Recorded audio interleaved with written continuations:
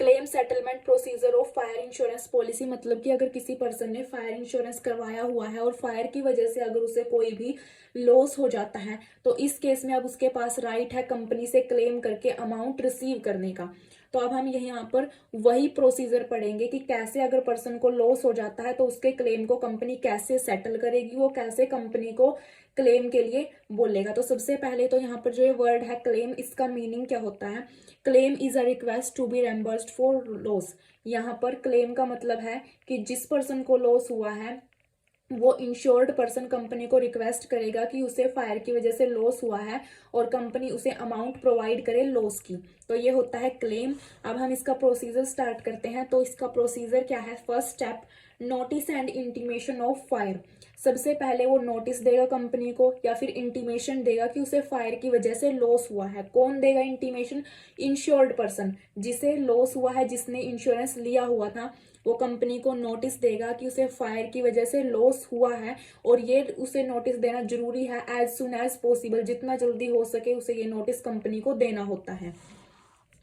अब इस नोटिस के साथ साथ वो क्या देगा? एविडेंस भी देगा, सबूत भी देगा किस चीज के?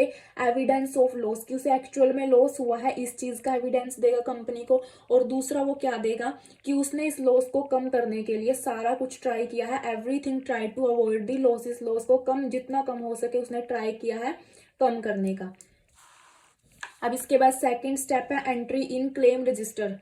कंपनी को जब वहां पर नोटिस मिल जाता है, इंटीमेशन मिल जाती है इंश्योर्ड पर्सन से, तो अब वो उसकी एंट्री करेगी क्लेम रजिस्टर के अंदर। अब यहाँ पर क्लेम रजिस्टर वर्ड आया, तो यहाँ पर क्लेम रजिस्टर वर्ड का मीनिंग क्या है? It is a register which contain all the relevant information. ये एक ऐसा रजिस्टर होता है जिसके अंदर सारी इरेलीवेंट इन्फॉर्मेशन होती है as per section 14B of the insurance act 1938। Every insurer in India shall maintain a register और रिकॉर्ड ऑफ क्लेम्स। जितने भी इंश्योरर हैं इंडिया के अंदर वो सारे के सारे क्लेम रजिस्टर प्रिपेयर करते हैं। ये एक रिकॉर्ड होता है जिसके अंदर क्लेम के रिगार्डिंग सारी रेलिवेंट इंफॉर्मेशन होती है। तो क्लेम रजिस्टर क्या हुआ? एक रजिस्टर या फिर एक रिकॉर्ड हुआ जिसके अंदर क्लेम के रिगार्डिंग सारी इंफॉर्मेशन होती है। अब वो इंफॉर्मेशन क्या क्या होंगी? तो क्लेम रजिस्टर के अंदर हर एक क्लेम की इंफॉर्मेशन होगी कि किस डेट को क्लेम दिया गया है, नेम क्या है पर्सन का, एड्रेस क्या है क्लेमेंट का, and the date on which claim was discharge, और किस डेट को क्लेम डिस्चार्ज कर दिया गया है। इन सब की इंफॉर्मेशन क्लेम रजिस्टर में होती है। और अगर किसी केस में क्लेम रिजेक्ट कर दिया गया है तो यहाँ पर कौन सा क्लेम रिजेक्ट हुआ है, किस पर्सन का रिजेक्ट हुआ है, किस डेट को रिजेक्ट हुआ है, रीजन क्या है रिजेक्ट होने के, ये सब इंफॉर्मेशन भी क्लेम रजिस्टर के अंदर मेंशन होती है। मतलब क्लेम के रिगार्डिंग सारी इंफॉर्मेशन, चाहे क्लेम प्रोवाइड किया गया हो चाहे क्लेम रिजेक्ट कर दिया गया हो, सारी की सारी इंफॉर्मेशन क्लेम रजिस्टर के अंदर होती है। अब इसके बाद यहाँ पर जो स्टेप है ये सेकंड, इसका मतलब क्या है? It means claim is registered in claim register. कोई भी पर्सन अगर कंपनी से क्लेम करता है, इंटीमेशन या नोटिस देता है कंपनी को, तो कंपनी उसके बाद उसे क्लेम रजिस्टर के अंदर ऐड कर लेती है और उस पर्सन को एक क्लेम नंबर अलॉट कर दिया जाता है कंपनी के द्वारा। अब यहाँ पर थर्ड स्टेप है issue of claim form. Person का नेम क्लेम रजिस्टर के अंदर एंटर होने के बाद और उसे क्लेम नंबर अलॉट करने के बाद कंपनी उसे एक क्लेम फॉर्म इशू करती है। और जो ये क्लेम फॉर्म इशू होता है ये इंश्योर्ड पर्सन को, जिसे लॉस हुआ है, जो पर्सन क्लेम कर रहा है, उस पर्सन को ये फिल करना होता है क्लेम फॉर्म। और फिल करने के बाद इसे इंश्योरर को, कंपनी को लौटाना होता है नेसेसरी डॉक्यूमेंट के साथ। सारे डॉक्यूमेंट अटैच करके उसे इस फॉर्म को दोबारा से कंपनी को लौटाना होता है। और जो ये क्लेम फॉर्म होता है ये स्पेसिफिक एक ही नहीं होता सारी कंपनियों के लिए, ये डिफर हो सकता है, सभी कंपनी का अलग अलग हो सकता है क्लेम फॉर्म। अब यहाँ पर क्लेम फॉर्म भी फिल कर दिया गया। फोर्थ स्टेप क्या होगा? इंस्पेक्शन और सर्वे।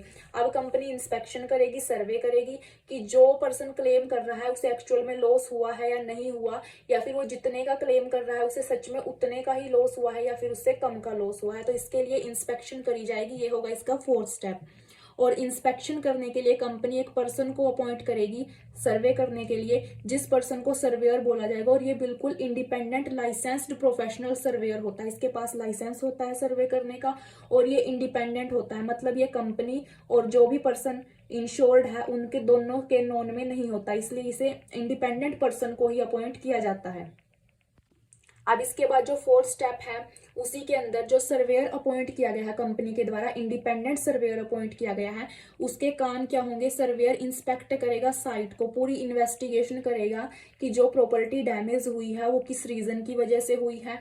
फायर की वजह से हुई है तो फायर के कारण क्या है, अगर वो किसी और रीजन से हुई है तो उसके क्लेम को सेट आउट नहीं किया जाएगा। फायर की वजह से हुई है तो उसके रिगार्डिंग और ज्यादा चेकिंग की जाएगी कि फायर का रीजन क्या था, कितना लॉस हुआ, कितनी अमाउंट तक का हुआ, और वो अपनी रिपोर्ट सारा कुछ चेक करने के बाद अपनी रिपोर्ट सबमिट करता है इंश्योरेंस कंपनी को कुछ प्रूफ या फिर फोटोग्राफ्स के साथ। इसके बाद यहाँ पर सर्वेयर जो है उसका काम खत्म हो जाता है जब वो कंपनी को सारी इंफॉर्मेशन दे देता है अपनी। इसके बाद नेक्स्ट फिफ्थ स्टेप आता है डिस्चार्ज वाउचर। अब यहाँ पर कंपनी का काम है कि जो सर्वेयर ने कंपनी को रिपोर्ट दी है, कंपनी उस पूरी रिपोर्ट की स्टडी करती है, और अगर कंपनी उससे सेटिस्फाई हो जाती है रिपोर्ट से और उसे लॉस जेन्युइन लगता है, उसे लगता है कि वो पर्सन के पास राइट है क्लेम को रिसीव करने का, तो कंपनी उसे एक डिस्चार्ज वाउचर इशू कर देती है। और इस डिस्चार्ज वाउचर के ऊपर इंश्योर्ड पर्सन को अपने सिग्नेचर करने होते हैं और दोबारा से कंपनी को लौटाना होता है। दोबारा से फिफ्थ स्टेप क्या है? जो सर्वेयर कंपनी को रिपोर्ट देता है, कंपनी उस रिपोर्ट को पूरा चेक करती है, स्टडी करती है, और अगर कंपनी को जेन्युइन लगता है लॉस, तो यहाँ पर वो क्या करेगी? इंश्योर्ड पर्सन को एक डिस्चार्ज वाउचर इशू करेगी। इस डिस्चार्ज वाउचर पर इंश्योर्ड अपने सिग्नेचर करेगा और दोबारा से कंपनी को दे देगा।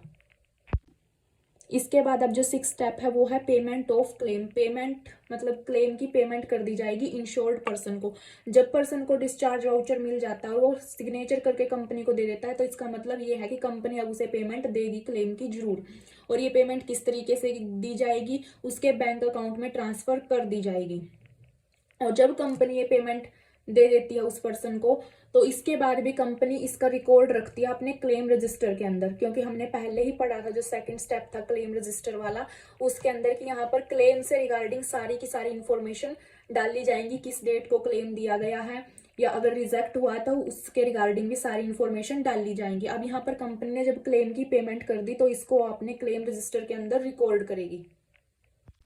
अब नेक्स्ट सेवंथ क्या है? रिजेक्शन ऑफ क्लेम, मतलब किस किस कंडीशन में कंपनी क्लेम को रिजेक्ट कर देगी। व्हेन क्लेम इज फ्रॉडुलेंट, जब कंपनी को क्लेम कुछ फ्रॉडुलेंट लगे, मतलब उसके अंदर कुछ फ्रॉड लगे कि हो सकता है पर्सन ने प्रॉफिट कमाने के लिए जानबूझकर डैमेज किया हो प्रॉपर्टी को और अब वो कंपनी से क्लेम मांग रहा हो। अगर फ्रॉडुलेंट लगे तब भी कंपनी रिजेक्ट कर सकती है। जब लॉस फायर की वजह से ना हुआ हो, फायर इंश्योरेंस में फायर की वजह से लॉस होना जरूरी है, अगर लॉस फायर की वजह से नहीं हुआ, किसी और रीजन की वजह से हुआ, तब भी कंपनी क्लेम को रिजेक्ट कर देगी। अगर लॉस इंटेंशनली हुआ है, जानबूझकर हुआ है, किया गया है, तो तब भी कंपनी रिजेक्ट करेगी क्लेम को। अगर किसी पर्सन का जिसने इंश्योरेंस लिया हुआ है उसका लॉस के टाइम पर प्रॉपर्टी के अंदर कोई भी इंश्योरेबल इंटरेस्ट नहीं है, तब भी क्लेम को रिजेक्ट किया जाएगा, क्योंकि हमने फायर इंश्योरेंस के केस में पढ़ा है कि इंश्योरेबल इंटरेस्ट होना जरूरी है, पॉलिसी लेते टाइम भी और क्लेम के टाइम भी, दोनों टाइम इंश्योरेबल इंटरेस्ट होना जरूरी है। तो अगर जब लॉस हुआ है तो क्लेम के टाइम पर उसका कोई इंश्योरेबल इंटरेस्ट अगर नहीं है तो कंपनी उसके क्लेम को रिजेक्ट कर देगी। The insured has concealed the material fact at the time of Inception of policy.